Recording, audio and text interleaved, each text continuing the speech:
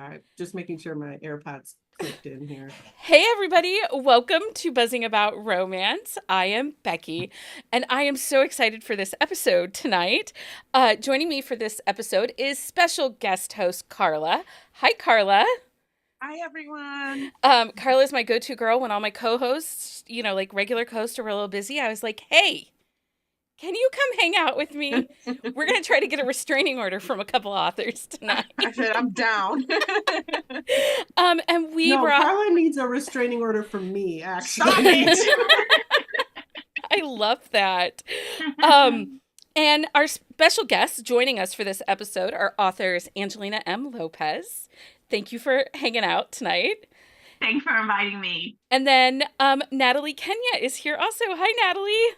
Hi. Um, so funny story. Seriously, I messaged Carla. I'm like, hey, want to come on an episode? She's like, yeah, I do. And I was like, okay, who do you want to talk to? You want to talk to a couple authors? I'm thinking maybe Natalie Kenya would like. She's like, yes, but she's my best friend first. I'm like, whoa, whoa, back up. Oh, damn. Did I say that? Yes. Dear.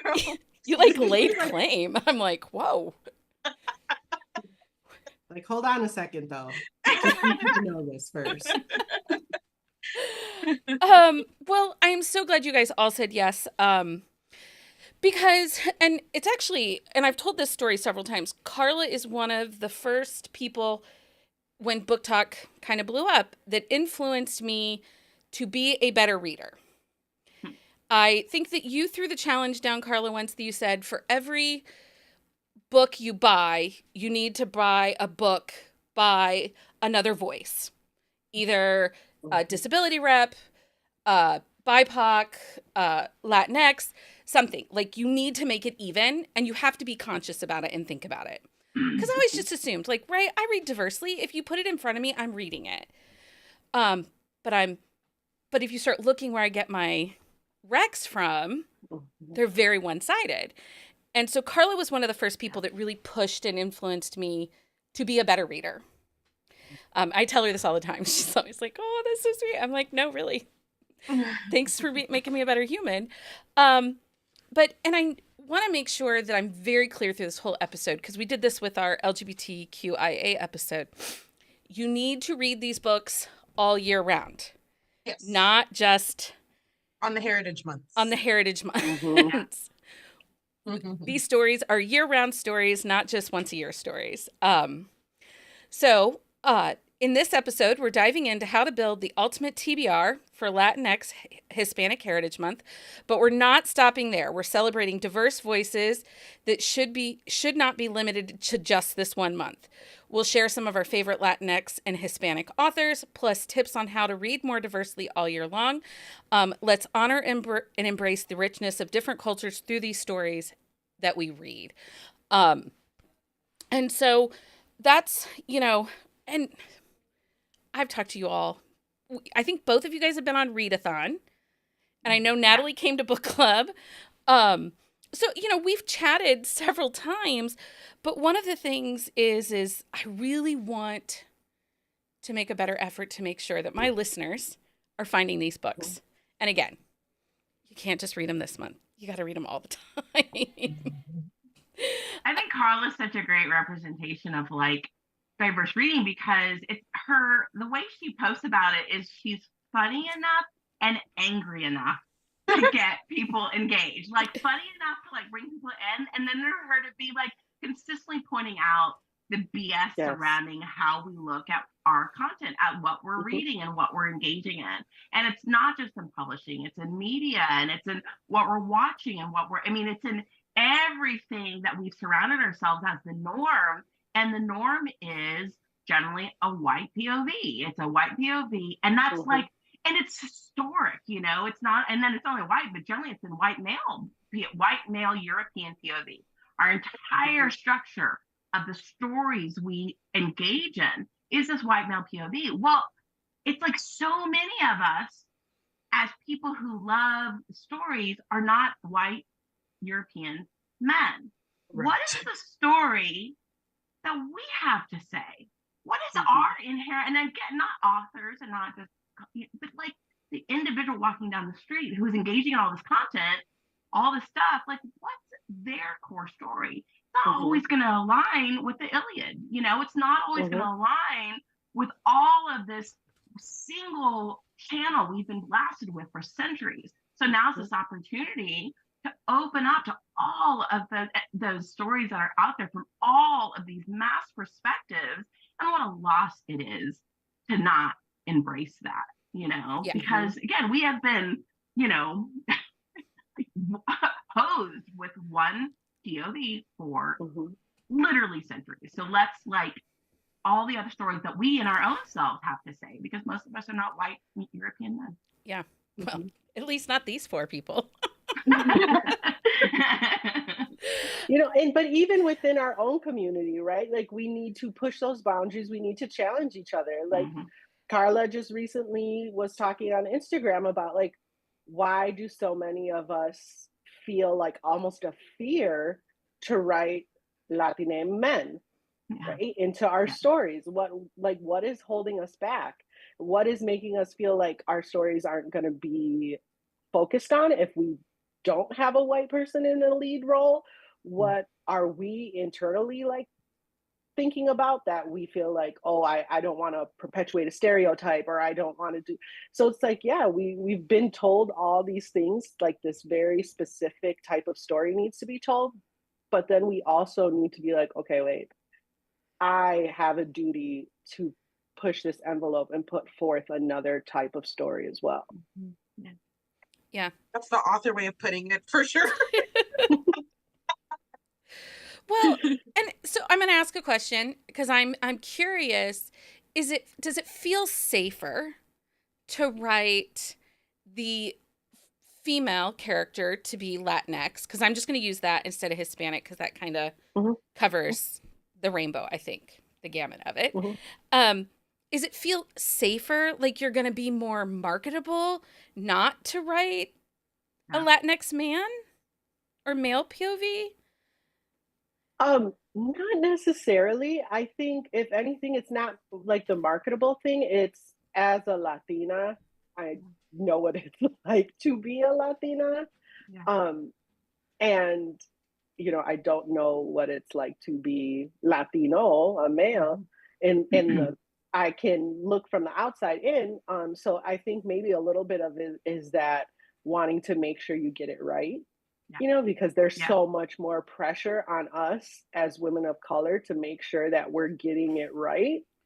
But I don't think it has more to do with marketability or any, especially not now that maybe if I was still trying to sell something, I would maybe be a little bit more worried about that. But now that I'm published and have a readership and stuff, that's not something that I'm thinking about. I think there's a lot of times, again, you're taking in the norm, and the norm so often is the white male hero, that it really took me looking through my books going, oh my God, I'd never written a Latino hero, my principal Latino hero. And I didn't until my 5th book. And it was a very, and my first series was a Spanish royalty series. So I can make lots of excuses. There's saffron sprinkled. Exactly. Saffron sprinkled. Spanish. Saffron. That's new. But it was a real specific, thinking, what do I want? And I was writing a Mexican American man. What does that look like? And making sure this representation is there. And I have a short story collection in there. There is a lot. Those were written. Some of those stories were written after the 5th book, and there was very specific, having heroes of color. But it's one of you have to make conscious choices as an author as well as a reader, because we get so used to the norm. You don't, you have to break out of what you've been so accustomed to. At least I did. I had to make a very conscious choice about, of course I want to write. If I'm talking about these worthy men, this was my tagline for a long time. Like, I'm going to show a Mexican man, as one of these worthy heroes. Boy, was he worthy. I loved him. Oh my gosh. I still blush thinking about that man. Carla, how many? Yes. Carla, More how than many book boyfriends do you have? all of them. Like, Oh my god, all of them.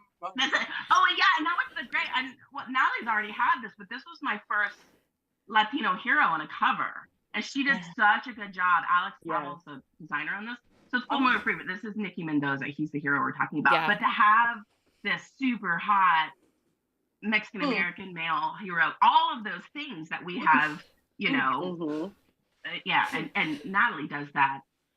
Is you know, so good at her Latino heroes. And but that was my first. Puppies, so I was like, collection of puppies. They're beyond book boyfriend. They're book puppies. oh, Listen, I didn't know this was next level. Even Liam with his Irish American self had his. He got that sazon. Oh my god, he knows so much about the culture, so much. Especially book 3 now. Like, I was like, okay, damn, do not someone in spoil here. book 3. I just started. I read Angelina's collection of short stories. Oh my gosh. And I'm I like, pre-ordered it. Same. Isn't that cover like amazing? I'm obsessed with it. I've never seen anything like it, and I Can you just, make postcards so that I can like frame it? Because I do. I have postcards on my website. I actually did it because I had so many people reacting to the cover. And what's so like this cover was created by a white man. I love him. I've known this designer since he was my husband's best friend in kindergarten. Oh my god! I've known John Springelmeyer since I was 19, and so this was like the first opportunity for us to work together. He's this astonishing graphic artist, and so but it was one of those things I was like, I got it. This was John knows me and knows my work, and it was a short, and this was his concept.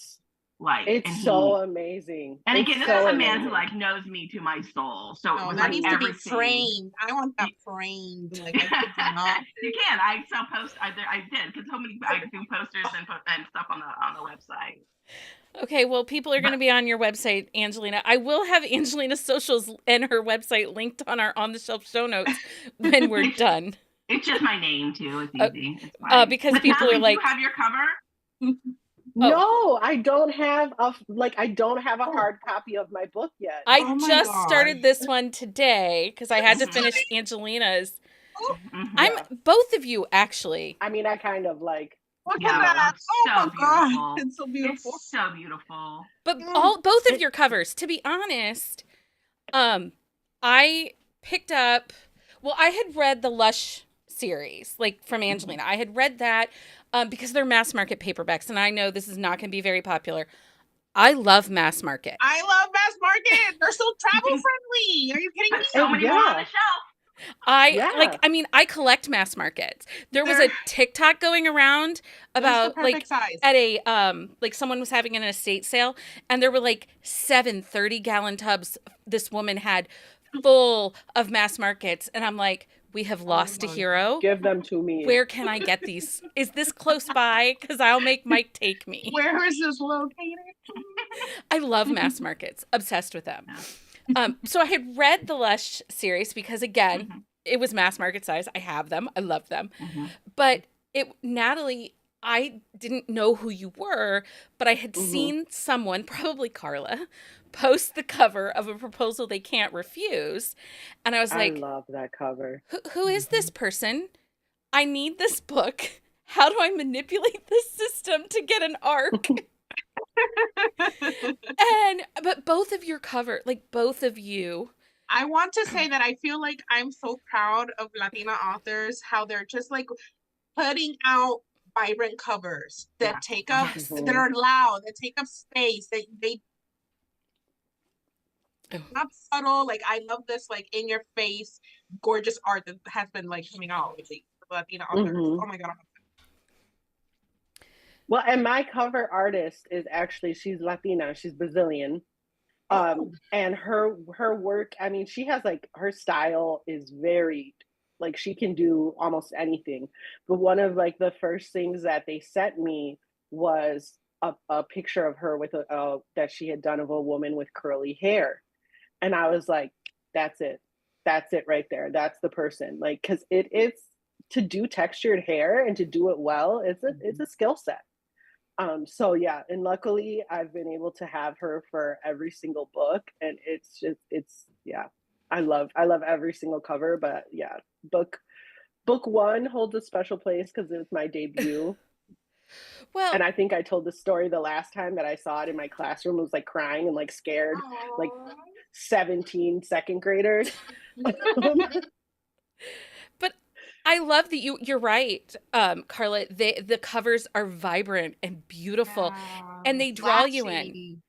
And I look at like Alexis Daria, her covers, and they just, I actually saw again on TikTok, I should probably get a life and stop watching TikTok. A group of librarians took book covers and like dressed as them. And the outfits that were so colorful and vibrant were all of these Latinx author covers. And I'm like, okay, point, got it. Love that. Oh yeah, that's like Priscilla Oliveras has a dress that a reader made for her based the off yellow of her dress. anchored hearts. Oh my god, like literally, nobody could pull it off except for Priscilla. But it's just so absolutely gorgeous, and it matches her book perfectly. And it's just like bright and happy and sunny, just like Priscilla, and it's just like 100% on. I do think you're right, though. There's a lot of things that Priscilla can do that we're all like, oh, yeah, I couldn't do that. But Priscilla, go. Yeah. I could never. Go you. She also loves a mass market, just so we're clear. And so does her dad. Yeah. Her dad. Her dad was very upset when he couldn't find mass markets of her books. She shared that on an episode she and I did. And I was like, I get it.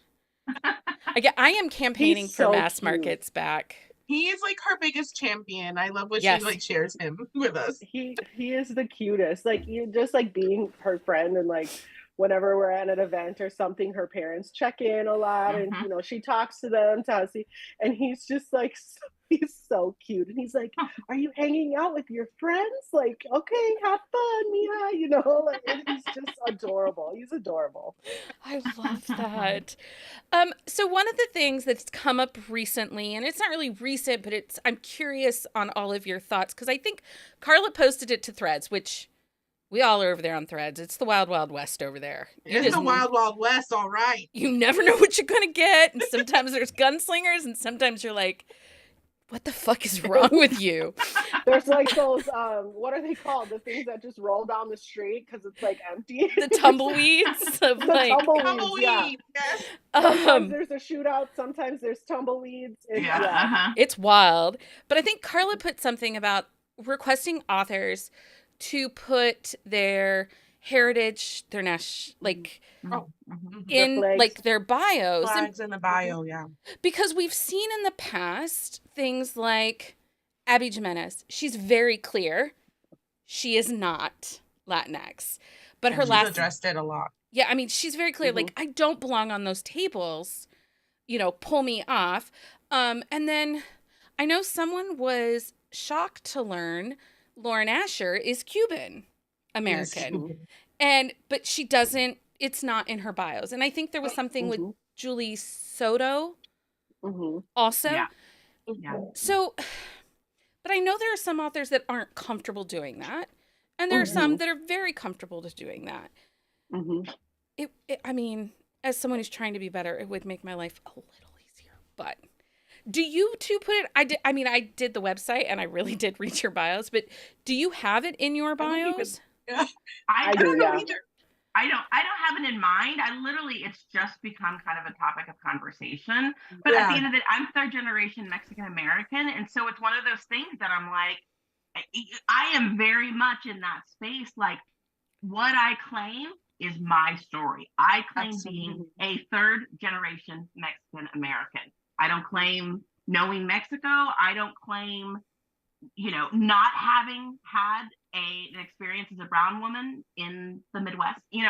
What I know is what I know. And that's what I write about, is the experience that I have as being, in a country that my family's been in since the early 1900s. And so that's the only, that's it. And so it's an interesting thing. It almost feels like what flag would I put? You know, do I put Mexican and do I claim Mexico when, you know, I'm again, I'm closer to, I'm more American than my Swedish husband, Peter Lundquist. His grandfather moved here. My great grandparents moved here, but nobody ever asked my husband to identify with Sweden.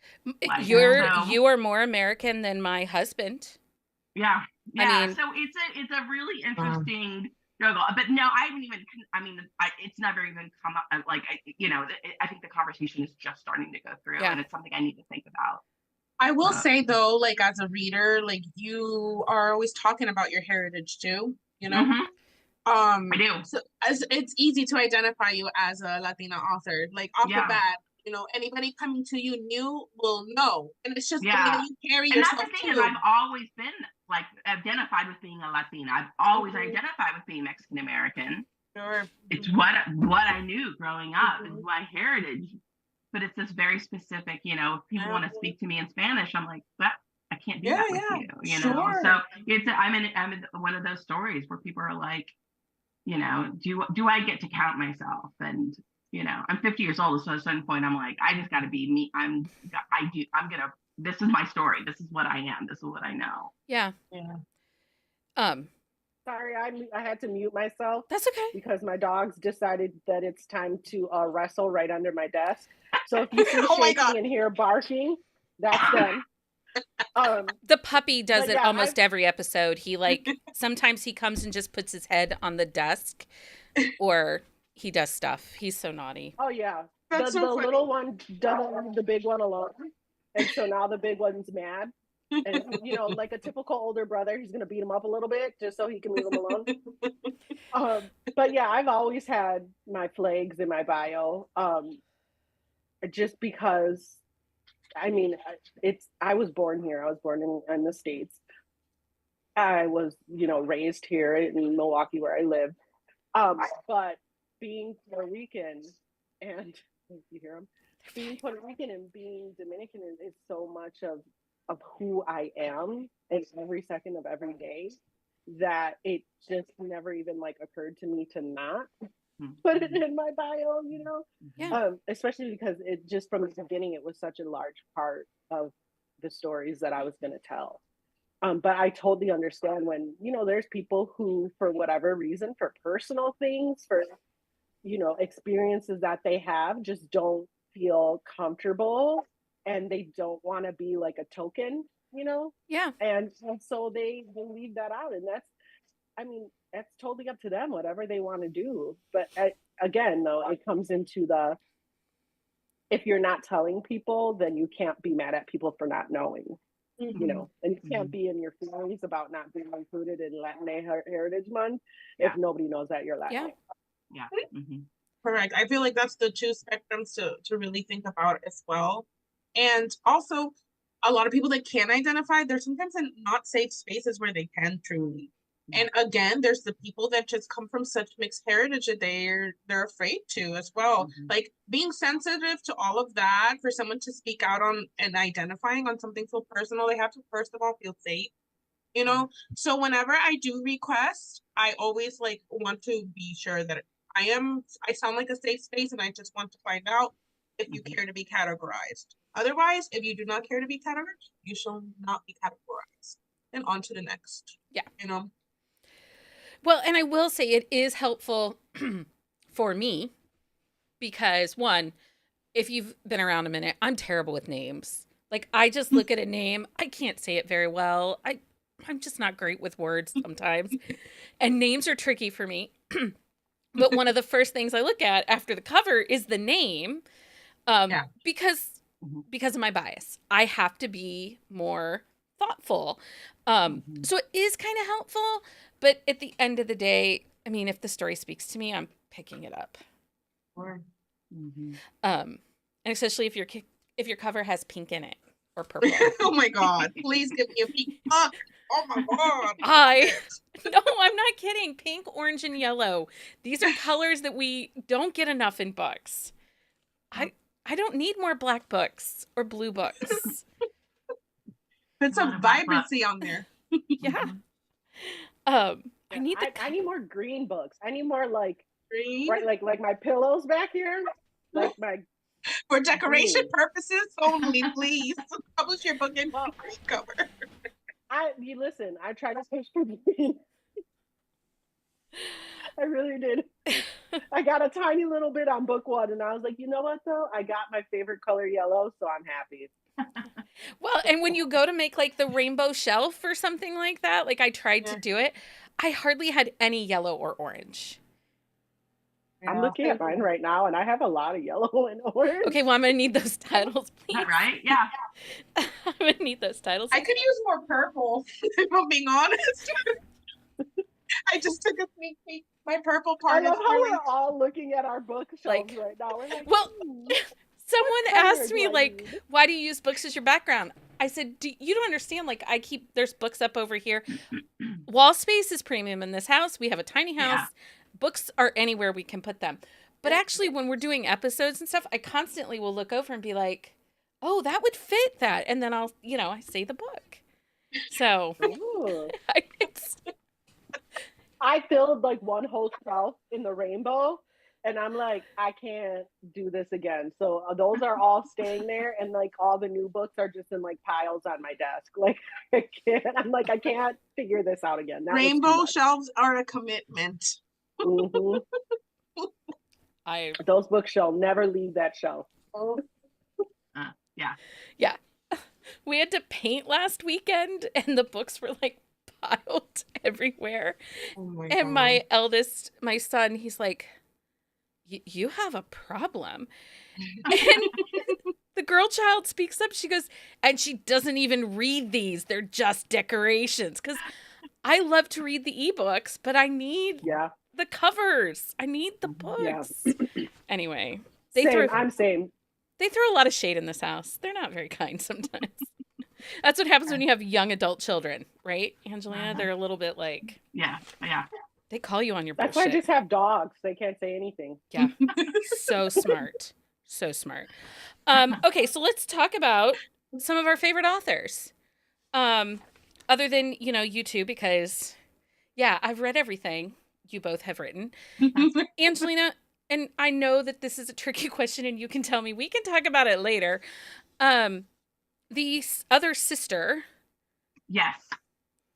Is she kind of floating in nowhere land right now? She is floating in hopeful land right now. Okay. Not even, well, I mean, that makes it sound, her book will come out one day. Okay. There is not a publishing date. Okay. On the books right now. Okay. Yes. I knew that there was, things. I've been getting that question a lot. I was going to get through the release and give it to me and then do a little blog about what has happened. It's not bad news. It is good news for me and me kind of taking my future in my hands, being unhappy and really grabbing the steering wheel. So it's not bad news, and that book will come out one day. Okay. But there is not an immediate release. Okay. Awesome. That's like the first cogent answer I've been able to give about it. Usually I just go hide. People ask and I just go run. And I hide. Well, I mean, if you had said next question, Becky, I'd have been like, okay, I understand. No, it's fine. No, it needs to be. It's coming up. It's nice when it comes up because people care. So I'm not. I just have not had a good cogent answer. So it's just like get to the release and then do a little blog where it just says it will one day be out. And I desperately want to tell her story. But it will not come out through Harlequin in the next year. Yeah. So. Well, we will look forward to the blog then. Yeah, we'll just wait. I mean, it'll be a little tea to spill. I can be patient. I just need to know, because if there's a light at the end of the tunnel, there is going to be a light at the end of the tunnel. Okay. If not, it would have been like a lot of instant messages from me going, Angelina, I'm over here waiting.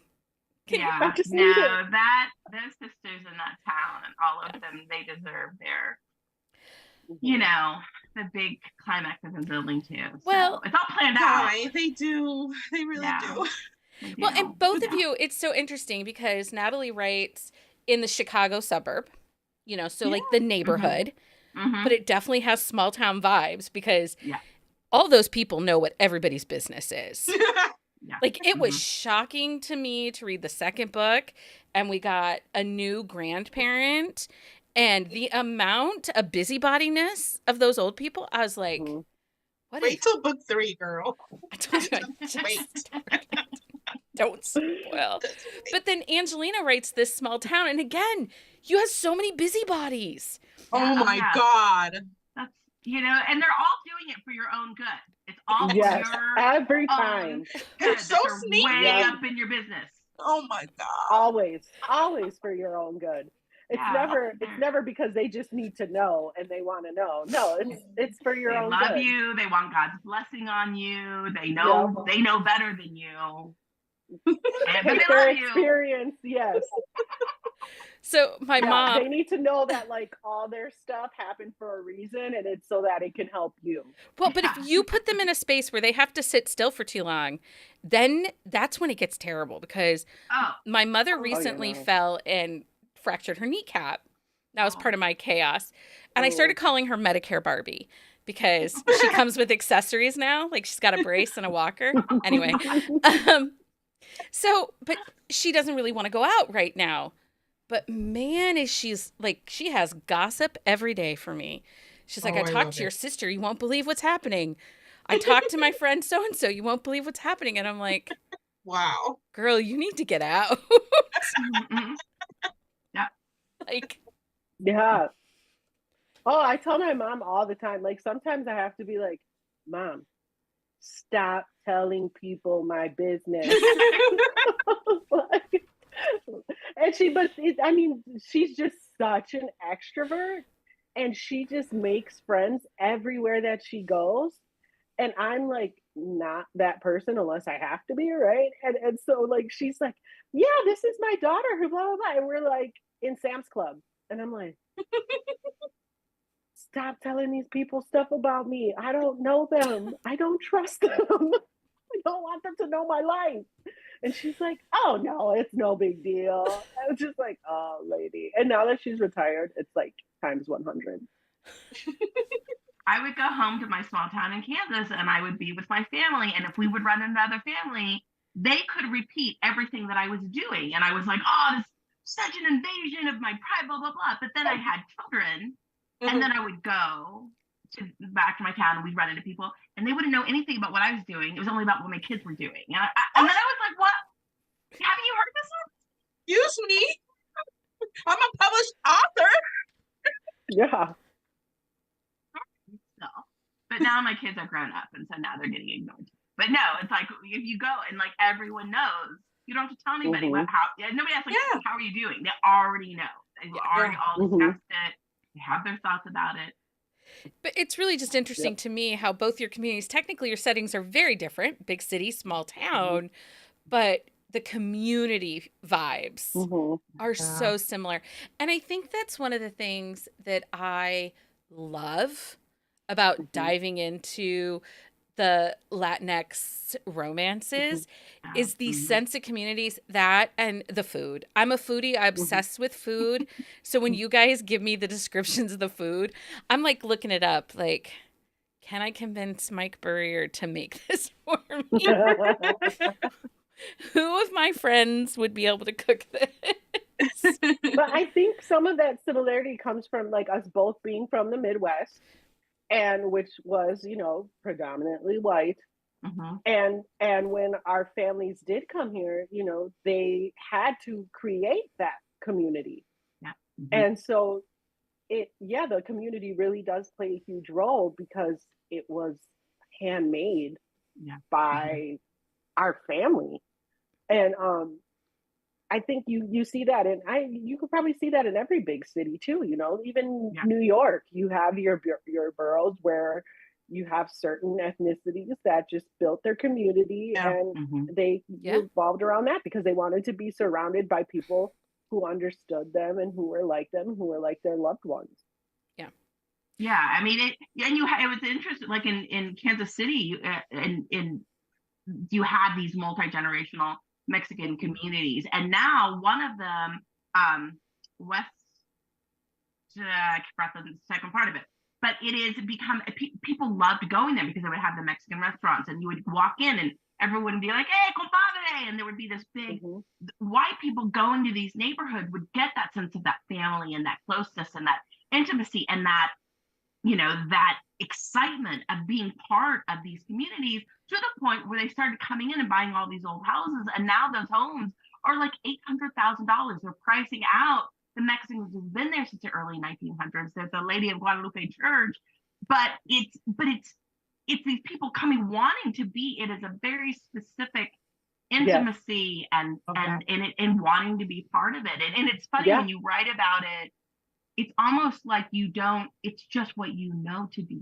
true about how people are when they gather together, how loved ones are when they gather together. It's not even like trying to write this is how people are when they gather together.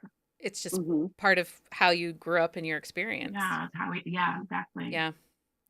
It's so interesting too, because I don't necessarily think of gentrification of neighborhoods like that there's people seeking community, but in a way it kind of is, because I do know that personally, like there are certain restaurants, like there's a Mexican restaurant I prefer to go to. They know who we are. I mean, because I do eat there a lot because I like their food, but like, you know, everybody knows who we are. They say hello to us. They ask us if we'll be back next week. Like, and that's it. I love going there because there is that sense of friendship and community. So I can see that, but I never really thought about gentrification like that it's seeking that community and that vibe. Yeah. Because I get that. Yeah, it is to a point, but then there's also like these buildings and these homes were left to a certain demographic of people when the white people wanted to live amongst their own in the suburbs. Absolutely. Yeah, that's right. And now they're starting to really be able to value the craftsmanship and the locale and all those things. So it's also that wanting to come back and restore these beautiful homes. Like, I mean, they're huge homes, very well crafted, like details out the wazoo, you know, and yeah, they will make anybody a beautiful home. And so it's like, yeah, if I can pay less for it, fix it up, it's huge, bigger than anything that I could get in the suburbs, and it's right in the city. Why wouldn't I? Absolutely. But there's also the other part of how is that affecting everybody around you? Yeah, the people who never left. Well, and both of you do not shy away from that, and that's something too that I really like in your books particularly, is that you don't shy away from hitting some of these harder topics. Both of their books, yeah. And you do it in a way that, one, it makes the reader think, but also it says, okay, how do I be a better human? I don't want to be the trash human that's, you know, trying to destroy a town or something. I don't want to be that person. There was a thing going around on Threads. There was a thread going around about, like, how do you feel about having politics? You know, talking about politics with an author. What do you think? And there was a big long thing about, you know, wanting to separate their authorship from the politics. That romance authorship is supposed to be this fun safe place in authorship. And I crafted a whole thing, and I haven't put it up yet, but there's always plenty of time. And so many people who were commenting had the option to separate their personhood from their authorhood. My name, Angelina M. Lopez, and my face walking into certain rooms and showing certain places, people consider political just existing. Natalie, Caña, tilde in a name, that is considered by many people to be political, just with a tilde in it. You know, there is a whole. Am I like glitching? You're fine. Okay, you're catching up. And so having the privilege to be able to separate your personhood from your authorhood, great. I'm thrilled for you. But a lot of us don't have that option. And people can still choose. We definitely have, even within our friends, people who write books that are, you know, much more focused, not more focused, but maybe don't wade into issues the way that Natalie and I do. But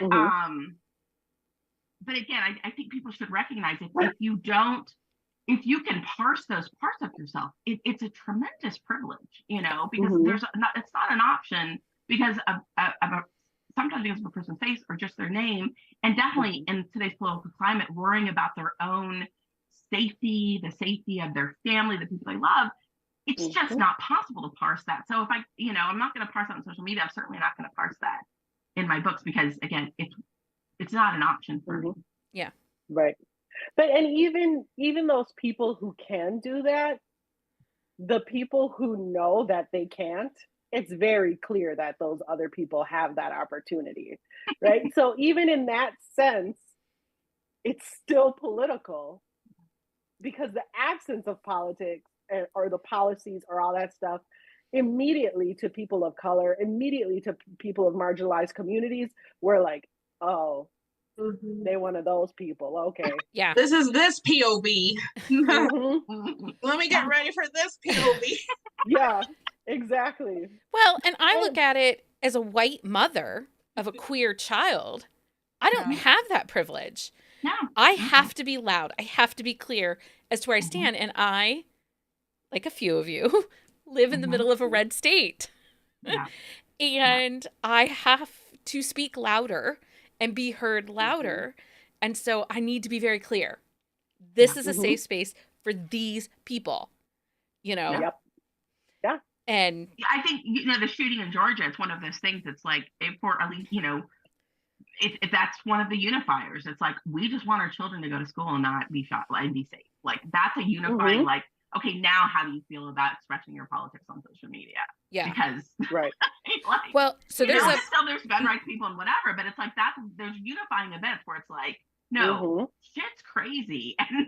And we need to talk about it.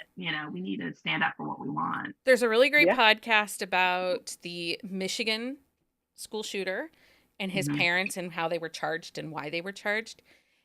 And it brings a whole new thought to what I hope happens in Georgia. Anyway, just put that out there. What's the name of it? It's by Wondery. Okay. I'll find it here. Okay, well, let's talk about some authors other people should be reading. Angelina, do you have any one-click Latinx authors that are... I mean, Adriana Herrera has just consistently pushed the mold. I mean, she has just consistently pushed boundaries about what we're writing and what we're saying, and just always, I am definitely a Midwestern girl, a little bit more like, oh, and I know what I am. I'm 50 years old. It's fine, or it's not fine, but I know what I am. But Adriana has consistently been up front, pushing boundaries and bringing new things into Latinx romance, and not being afraid of any of trying anything, and being very like, I'm going to be successful. I'm going to make money. I'm going to do the work. I'm going to be upfront. I'm going to have the opinion. And I just really, I admire her tremendously as an author, but I admire her tremendously as a person too, because she is really, really fearless in a way that I needed to see examples of before I could even pretend to be a nibble of that. Like, I really just admire her so much. But a phenomenal writer. Like, first just pick up a book and read the book. Like, you don't need to do all of this other stuff I'm talking about. Totally pick agree. up one of her books, buy any of them, buy a super hot one, buy a super kinky one, buy a sweet one, buy a historical one, and any of, like, all diverse and all interesting, and just a phenomenal author. She's a force, though. Yeah. She's one of those that, like... She knows the publishing world. Like, she made it a point to know the publishing world, to know her craft, to, like, I mean, but that's like that's that immigrant, like, grit, right? Like, when she was gonna go in, she is gonna go all in. And she 100% is. Like, I feel like we all, like, when we have a question or when we need some advice, we're like, Adriana. 100%. She knows her shit. Like, she knows it. Natalie, do you have another one-click author that you're like, I wish, or even an author you think that you wish more people would read? I wish more people would read Leonor Solis. Ugh, Yeah. she I gets wish more me people would read Yeah. her. every time because she knows that I'm like the anti-slow burn person. And she'll be like, Becky, it's a slow burn. And I'm like, She's so good at the slow burn. she is. But So she's much tension. also so good at the representation.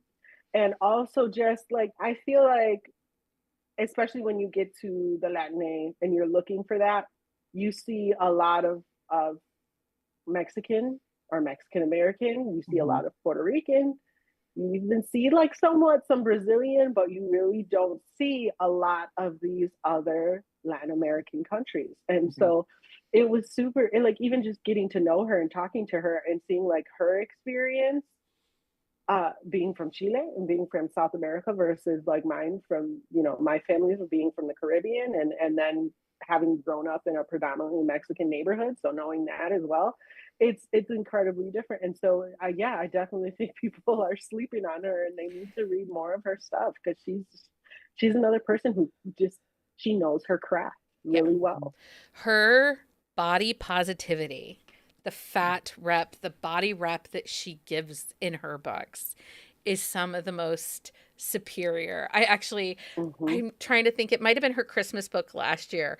I was like, this was phenomenal because you could tell she thought about what positions you could put someone in that's that body size. Because sometimes you read a book with a plus size character and they're putting them in their positions and I'm like, no girl with a big ass butt and huge thighs is doing that position. Not one of us. And yeah, so, she definitely knows her stuff, and she draws all of her own covers. She does. Yeah. Like she taught herself to draw so that she could do her own covers. And she's make sure so talented. It's representation was insane. right. Insane. She's also like a great human too. Just so we're all clear. Just a great human. Okay, Carla, I know you got a list. Or a list? Oh, geez. Give us a list. Give it. Tell us Let me just say, I started reading Marie Maravilla because of Carla. And he texted Carla, like I DM'd her at like 6 o'clock in the morning. And I was like, Carla, I just need you to tell me really quick, are all of the chapter headings like this? Because I don't know if I can do it. And she was like, I didn't even realize that they were so like wild and out there. And I was like, you know what?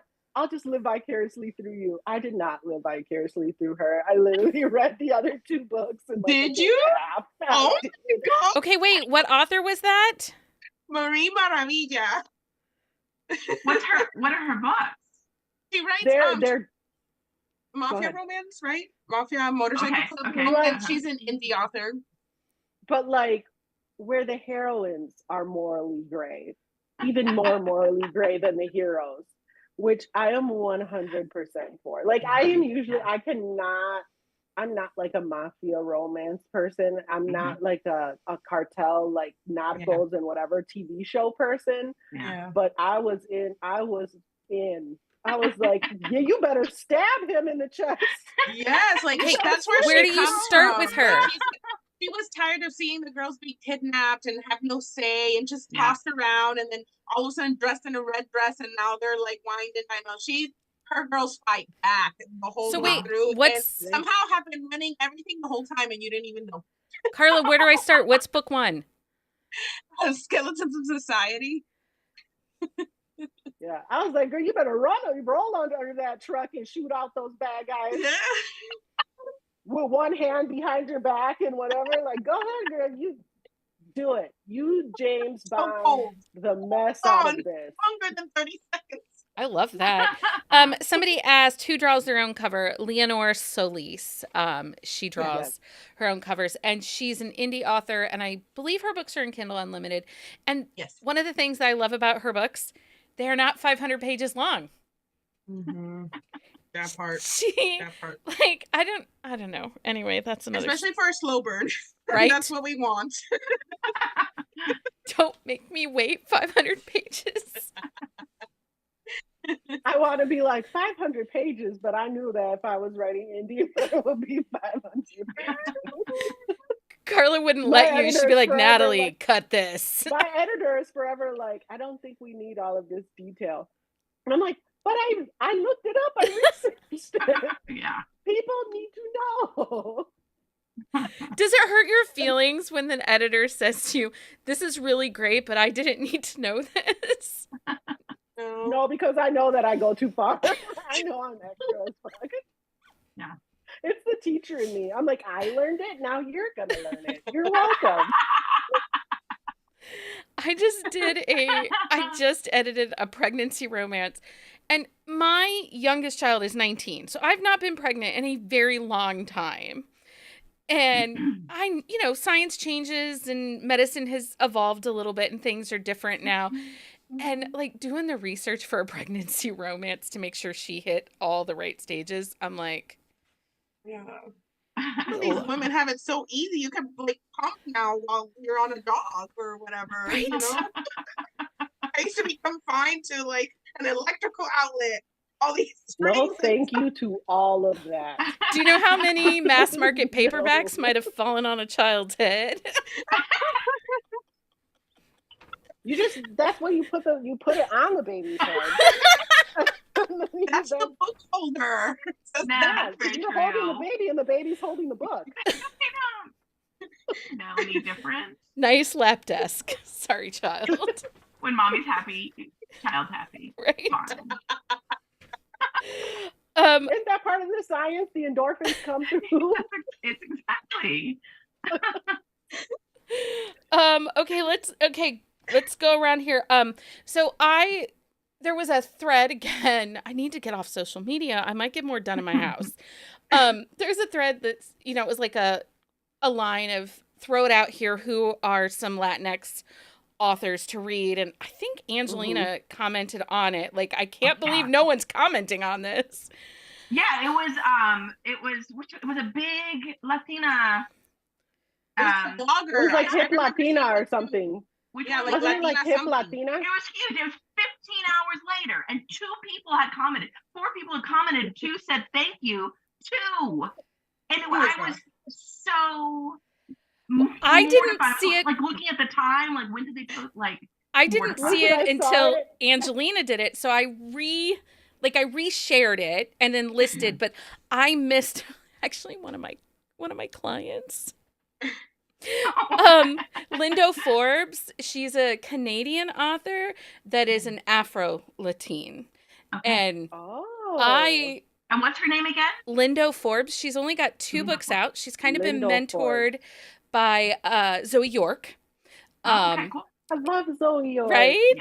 Yeah. And she has 2 books out, and they're great, and tons of representation, and that, Toronto is such a multicultural city, and she brings that in. And actually her newest book came out a week ago Friday, and the hero is a husky guy. He's a big guy with so much charisma. Like, he just thinks he's the coolest dude on the block. And it's an age gap where she's older and she was a young mom.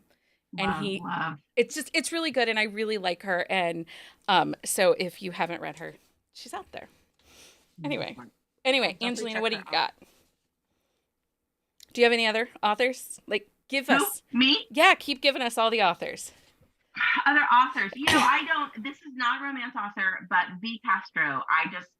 She is a horror writer. And I opened one of her books and I just proceeded. And more like, she definitely writes these very feminist Latina books and definitely Mexican immigrant and like border, a lot of kind of border politics.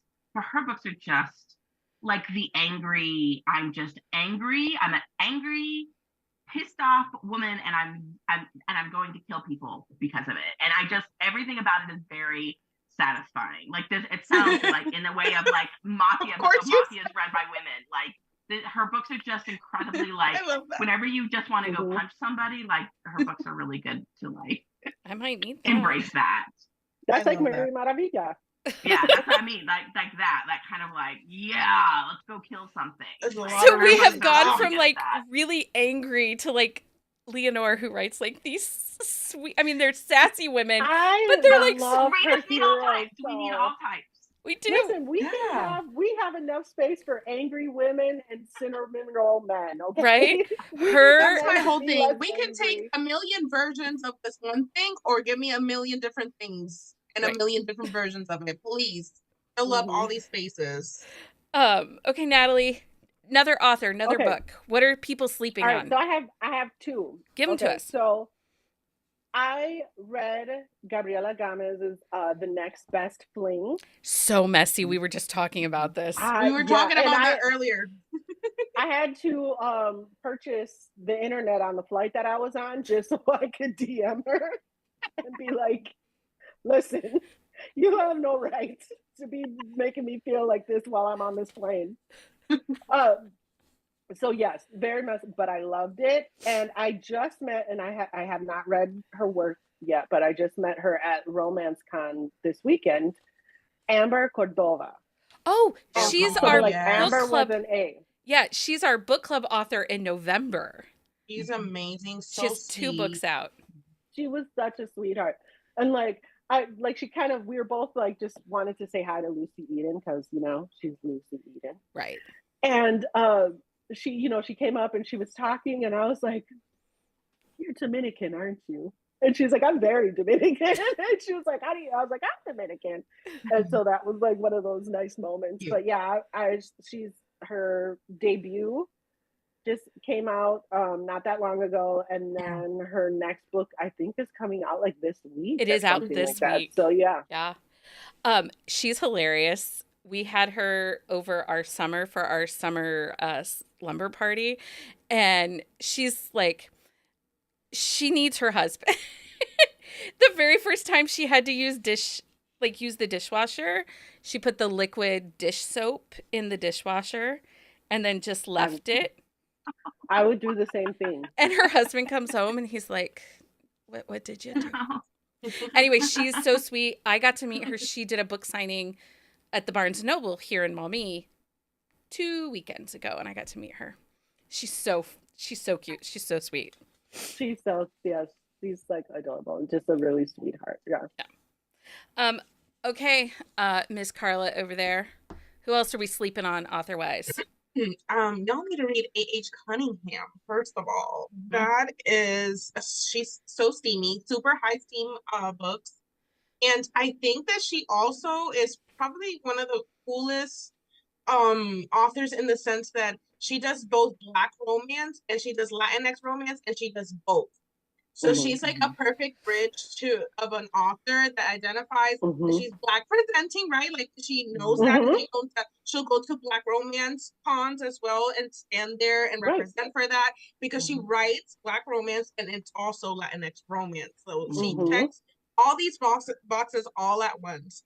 And she gives us like this great steam. She's so funny about it. She did her own rating system. I don't know if you've seen her TikTok where she's like, well, I'm gonna categorize my steam, like with the chili peppers.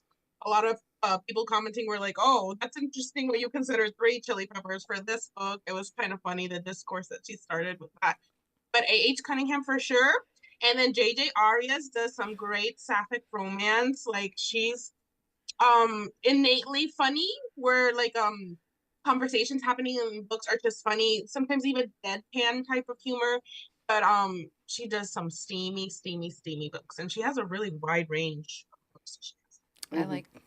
I like steamy books. If you haven't read Carla Luna, have you guys read her? First of all, another like she's my friend. She's my local author group friend. I love her. She's so sweet.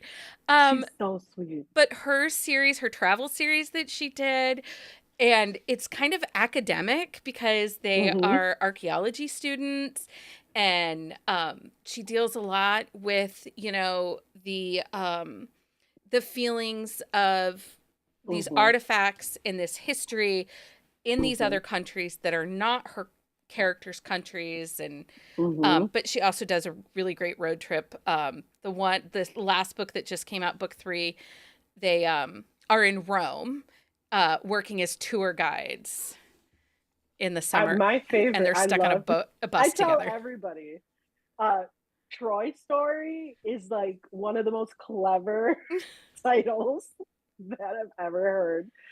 And I always say, like, she was basically Indiana Jones, so she knows her stuff. Like she's for real writing from experience. She was out there digging up artifacts and part of that whole thing. Yeah. And there's a smartness to her story. Her characters are just, there's like a smartness to that. Like they're not know-it-alls, but you definitely like feel that academic vibe.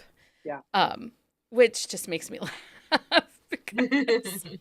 But it also makes me think Joe Segura with her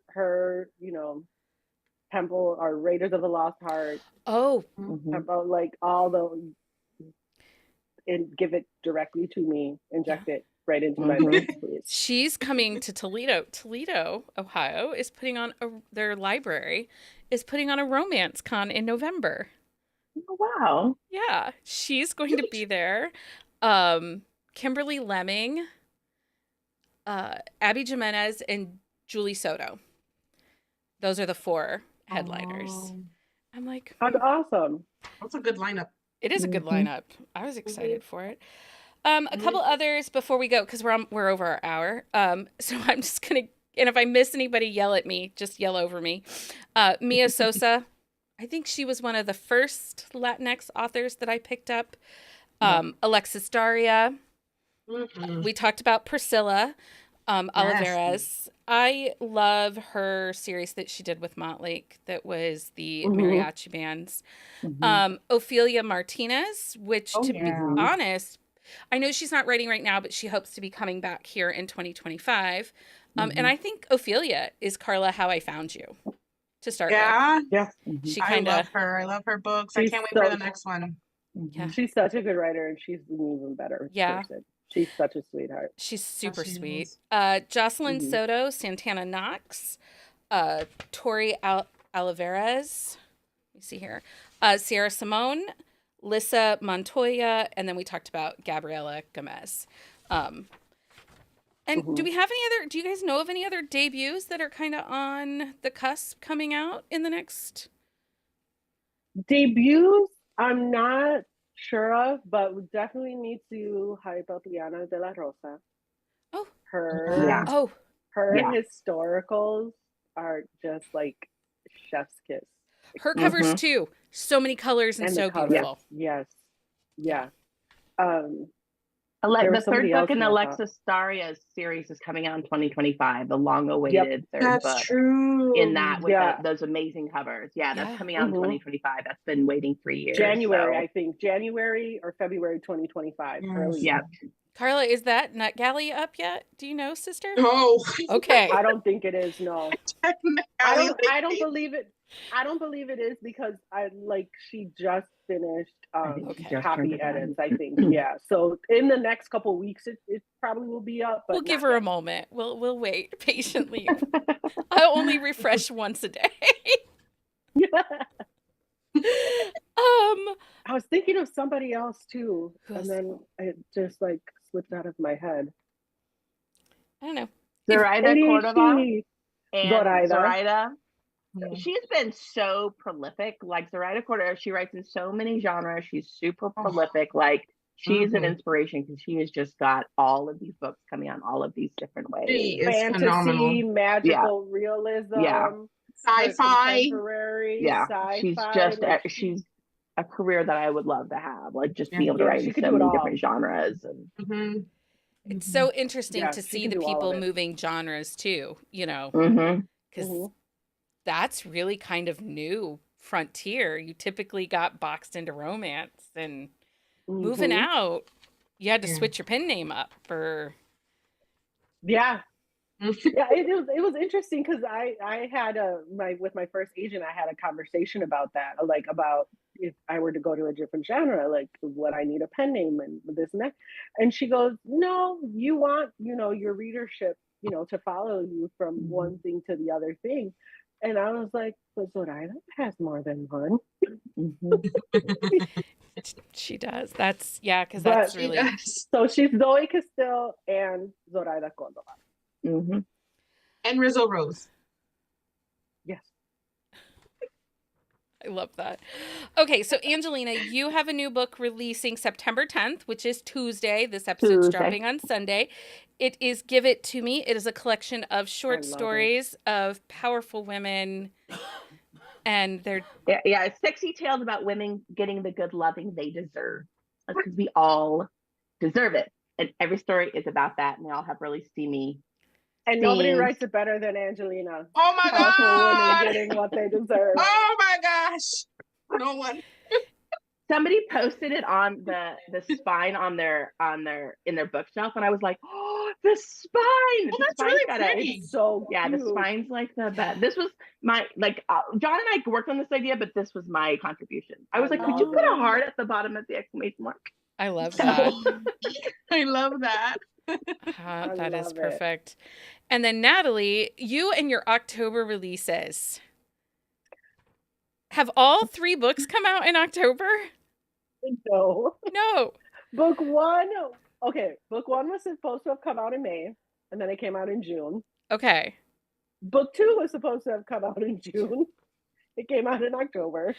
Book 3 was supposed to have come out in June. It's also coming out in October. Yeah.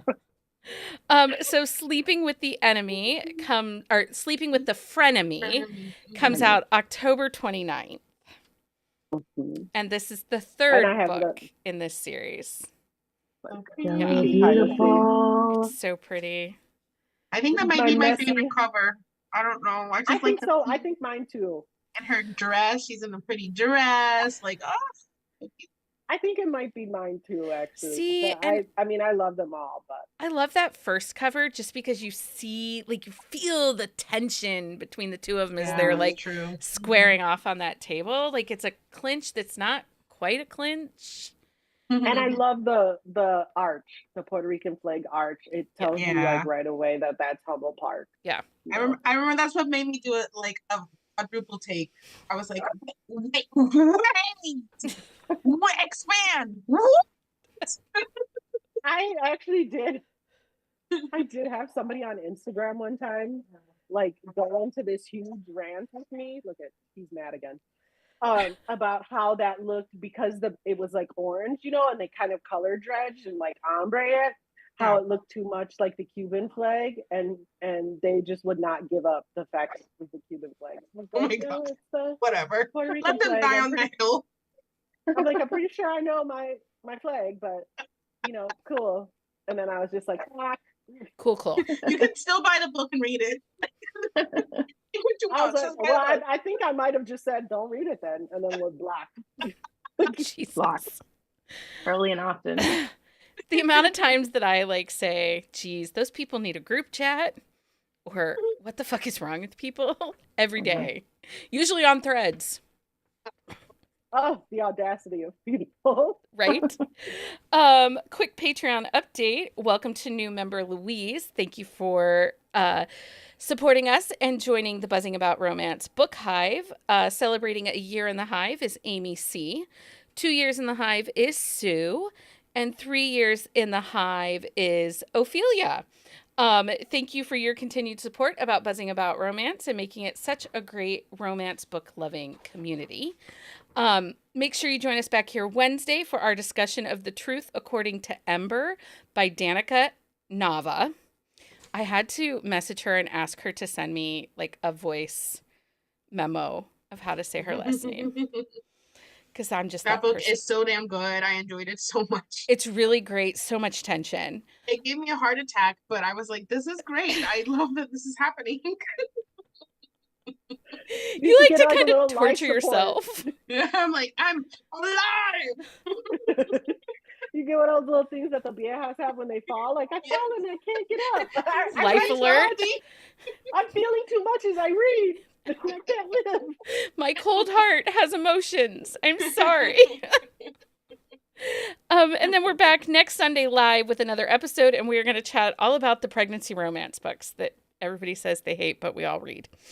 For a list of books we talked about this weekend, please visit our On the Shelf show notes at buzzingaboutromance.com, and you can find a current list of books for our upcoming Wednesday episodes on our website.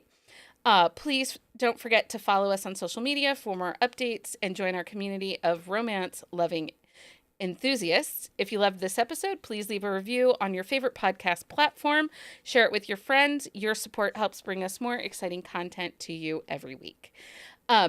Carla, thank you for answering your direct messages and not blocking me. Thank you for inviting me.